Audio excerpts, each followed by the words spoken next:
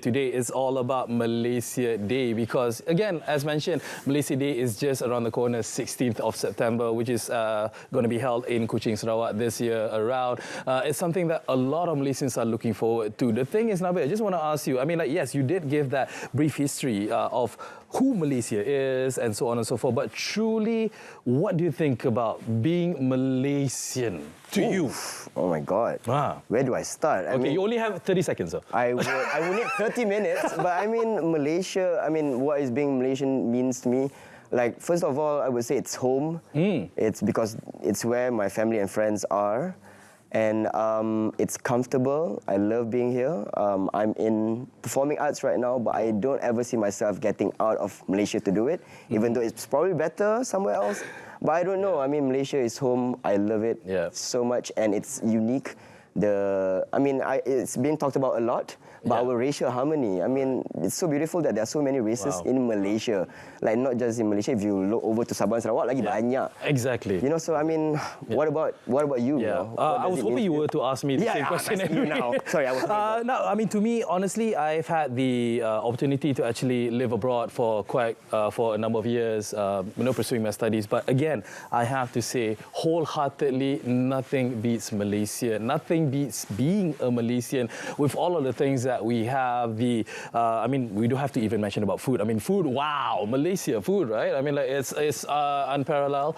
But yeah, being Malaysian is more than that as well. The harmony that we have, the peace that we also have is just right there, and we need to appreciate it every single day. And now to speak about how important it is for us to know how important Malaysia is, and in regards to Malaysia Day, we have together with us in the studio a very, very intellectual and very the best person to talk about this. We have Dr. MURNI Wan Muhammad Noor, Senior Lecturer from the Department of Government and Civilizational Studies, UPM. Dr. MURNI, Assalamualaikum. Welcome. Thank you so much for having me. All right. Excited to be here. Of course. Yeah, you look excited as well. So before we get into the nitty-gritty things of things, we do want to ask you that, the same questions of Nabil and myself. Right. How does it feel for you to be a Malaysian?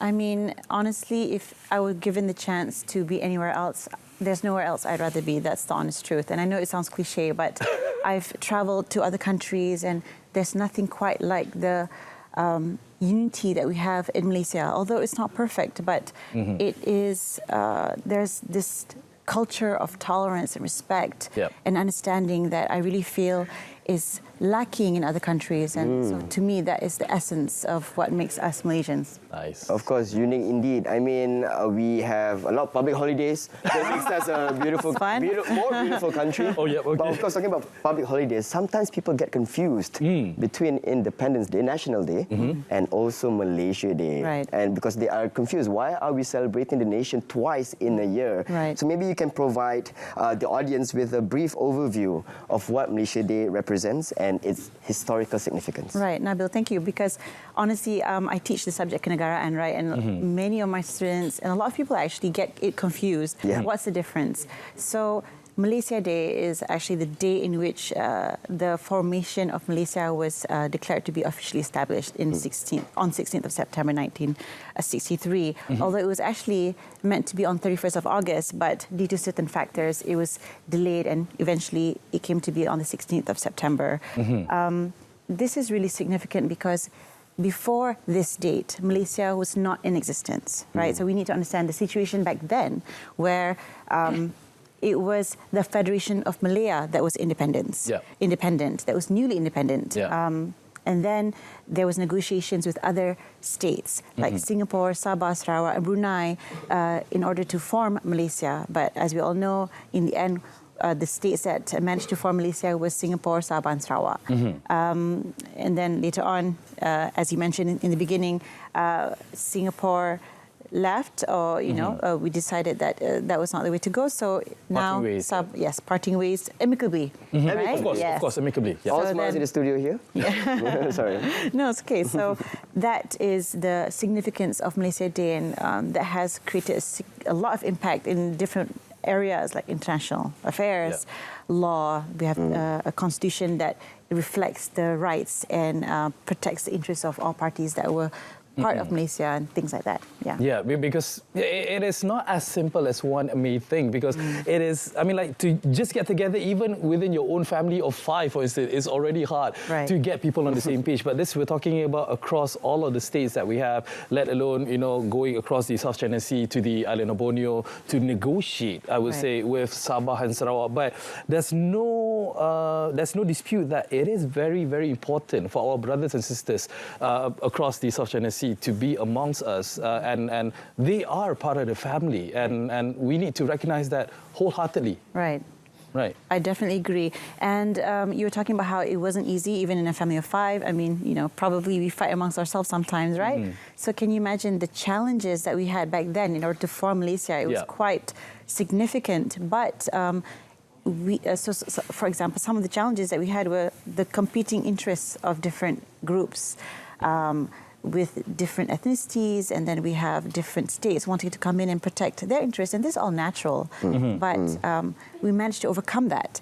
We managed to get together and form Malaysia in a very peaceful way, and so I think that's something that many of us fail to really appreciate. That is one of the essence of what makes us who we are. The spirit of togetherness, and even in disagreements we find a way to resolve it amicably. Nothing is perfect. Nothing. Of course, and diplomacy is important. Yep. But I'm sure the diplomacy there was really, really tough. It was, and you know, our leaders like Tunku Abdul Rahman at that time, he actually went to all the different states in order to discuss and assure everyone with regards to what Malaysia is supposed to be like, the vision, because everybody had their concerns, and we can understand that, right? Are their interests going to be protected? What about their culture? What about their language? Is their identity going to be diluted? So our leaders played a truly pivotal role in order to assure everyone that all their interests and rights will be met and protected. But our people as well, they were very diplomatic, and they were very democratic, because they didn't take to writing, right? So they shared their opinions and the concerns with the leaders, so that we could come to an amicable and you know, peaceful negotiation as to what Malaysia should be. Does it mean, that the opinion of the public was also taken into account at that time? It definitely was. I mean, it wasn't an arbitrary process where the leaders were like, okay, we're going to form Malaysia regardless of what people in Singapore, Sabah and Sarawak think. No.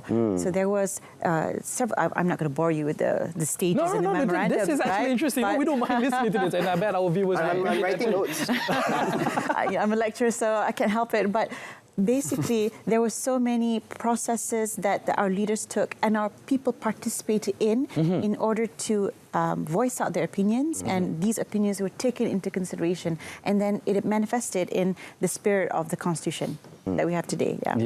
Again, the one thing that I do want to highlight from what you have just mentioned, Doctor, is that it's the people, it's the, you know, like from all walks of life, from all sorts of places, right up from Perlis down to Johor to Sabah and Sarawak. It's the people, us being Malaysians. We're different than others. The way that we got our independence as well from the Brits back in 1957, we done it peacefully in comparison to our neighbouring countries, for instance. They had to go through all kinds of rioting, and there were bloodsheds happening of all other places as well. But we did it diplomatically. We did it properly, as it should be. And that's what makes us Malaysians, regardless of whatever race that we are, we come as one when it comes to our nation. Doctor. I definitely agree with that, and that's what I mentioned, when that is the essence of who you are, our adab, basically, how we interact with each other, especially when we disagree. I mean, of course, when everyone is in agreement, then everything's happy, right? But it comes down to how we respond to each other when we're not always on the same page, and it's okay to not always be on the same page, because we are unique, right? We are diverse, and if we want to dilute the things that make us who we are in order to enforce this kind of fake similarity, then that's not it's artificial. It's artificial, and it's not empowering our uniqueness, right? And so I think that's what makes Malaysia special, because Tunku Abdul Rahman, he said that we must respect each other's rights. We must also be tolerant of each other's religions and customs, because in diversity there's real unity. Yeah, as we can see in the screen, on your screens right now, you know, the leaders back then when they were, you know, very much wanting to form Malaysia for the betterment of the future, and as what we are experiencing right now, and it's no way, no chance that anyone should forget this, Nabil. Yeah, because we should always take into account that the effort that they made. Right. Yeah. Because they had a convoy, they went all over. Can you imagine the places. amount of sleepless nights that these people had to go through? Yeah, No, and I'm not sure it's not easy. And here we are, Yep. a few years later, here we are celebrating Malaysia Day. And Malaysia Day was announced a few years back. I wonder, Dr. Murni, if you can tell us the evolution of how we celebrate Malaysia Day over the years. Right. So actually, when Malaysia Day was officially declared to be on 16th of September 1963, the celebrations were held a day later on 17th of September in the respective states. We had a celebration in Peninsula Malaysia, Sabah, Sarawak, Singapore, and in Singapore, Sabah and Sarawak, there was a Declaration of Independence as well, because with the formation of Malaysia, these states managed to get their independence as well. And so in 2010, if I'm not mistaken, it was officially declared Malaysia Day to be a national public holiday. So like you said, there's more public holidays that we have, right? And yay to that. But more importantly, it was recently agreed by the cabinet that the national level celebration of Malaysia Day should be in rotation, not just in Sabah and Sarawak, but also within Peninsula Malaysia, because we want all of us, all Malaysians, to feel the spirit of Malaysia Day. Yep. And so last year it was in Melaka, and so this year it will be in Kuching, Sarawak, like you mentioned. But beyond, you know, grand events and parades, it's more important to celebrate Malaysia Day every day. Yeah. And in doing so, it is in celebration of our essence of what makes us Malaysians, right? Yeah. So the I think different that's the most- flavors that each of us contribute to make to making this huge pot of success within it. That makes us, as you mentioned, Doctor, it makes us very, very unique moving forward. And of course, all of these celebrations are all memorable as well, because as what we have just recently seen is that during the National Day celebration, the parade that was done in Putrajaya, we've had reports where people coming in as early as 12 a.m. They stayed throughout the whole morning. Right. They actually slept over on the streets in wanting to wait for the parade in the morning. Right. And those kind of feelings, you can't fake this kind of thing, and it's being reflected to the nation, to the people as well, and that's what Malaysia Day is also is about, right? So apart from all of this memorable celebration, what others that you may share with us that you think is quite significant for all Malaysians to know? Right. I think it's important that we remember the process in which it took for us to get here. Like, for example, when we had the historic change of government in 2018, we all knew how challenging it was to, you know, for the new government to administer the country for several different factors, and COVID added into the equation, made it even more challenging. Well, yeah. Sure. So if that was challenging, imagine how difficult it was back then for us to establish an entirely different nation, or sorry, not different, entirely new nation. And so when we think about that, it will make us appreciate what we have right now even more. So for me, it is important for us to really remember what makes us who we are. And for me, it would be, number one, our cultural and linguistic diversity. Second, it would be the mutual respect that we have towards our fundamental beliefs and values, such as our different religions. And also, like I mentioned just now, the adab that we display towards each other. Like how do we interact with each other, especially when things are not going the way that we planned. And that's when we're really tested. And I think this is the key to what makes Malaysia the peaceful nation that it is. It's our adab. And that's why in the global index for peace, we're top 20 in the world, and I think number 3 in Asia. You know, so if we think about that, then we will really appreciate the significance of what it means to be Malaysians. I love you mentioned the word adab, because usually we would associate the word adab, manners, with the Malays, but I disagree because it extends across for sure, races and religions. I mean, it's quite an Asian thing, and it's beautiful. Right. And I'm really interested to know what would be your suggestions, because you're talking about adab. Right. We want to instill politeness, manners, you know, being nice to other people with our gestures, with our speech, with our actions. Right. Can the youth nowadays adopt adab? How would they do that? Right. I think the youth, not just the youth, but everyone needs adab, right?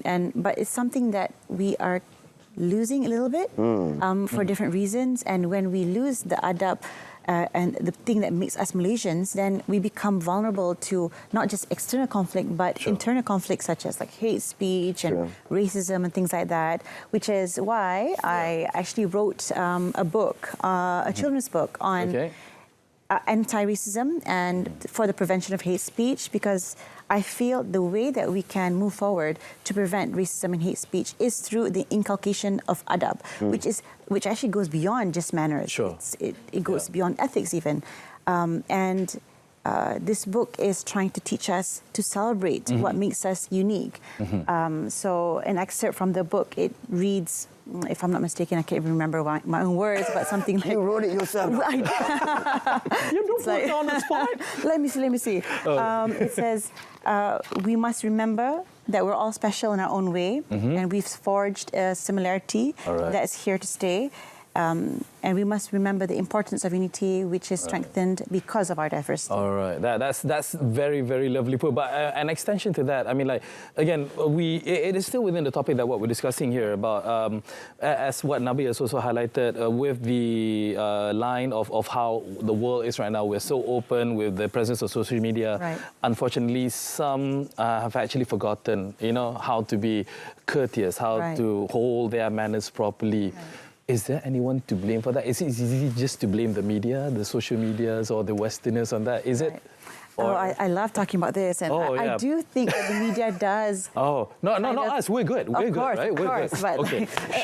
Can we please extend the show by 2 hours, because we have a lot. The media does contribute to the problem. There are several things that contribute to the problem. Politicians, even social media as well. But we also contribute to the problem when we do not know how to regulate ourselves. And so it's so easy for us to pin the blame on other people and other parties, right? What do you mean by regulate yourselves? Regulate ourselves in meaning, how do we control what we say, how we respond? Are we very reactive? Are we very defensive? Do we just immediately, like, we don't like something, straight away want to write something bad and post it online? And so that's also one of the reasons why I wrote this book. It's not just for children, because we think, we want to educate the kids, we want to educate the youth, but adults actually need to be educated, reminded, or re-educated, or reminded. Re-educated, yes. Exactly, because we're all in this together, and we all need daily reminders of what it means to be kind, to be compassionate, to consider other people's point of view. And when and where will we be able to get that book, Doctor? It's being printed now, so inshallah the launch will be sometime in November. I'll let you know of the details. But more importantly, the reason why I wrote it is because I believe in the power of education. We have laws to regulate what people say and do on social media and offline as well, but we can't always go to the law to save us. That's why I talked about self-regulation. It comes from inside. It comes from inside. That's very important. Being a Malaysian is not just about, you know, enjoying great food, enjoying good stuff that we have all around us, but it also needs to be instilled with us to be a proper Malaysian first at the end of the day. Thank you so much, Dr. MURNI Wan Muhammad Noor, Senior Lecturer, Department of Government and Civilizational Studies, UPS.